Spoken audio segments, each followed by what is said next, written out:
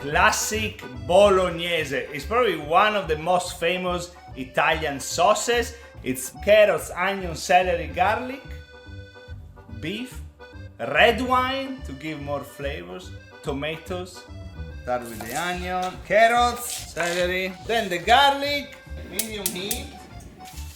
While the pancetta is cooking, I want to season this meat. Now I want to add my vegetables, and now we need to check on our meat.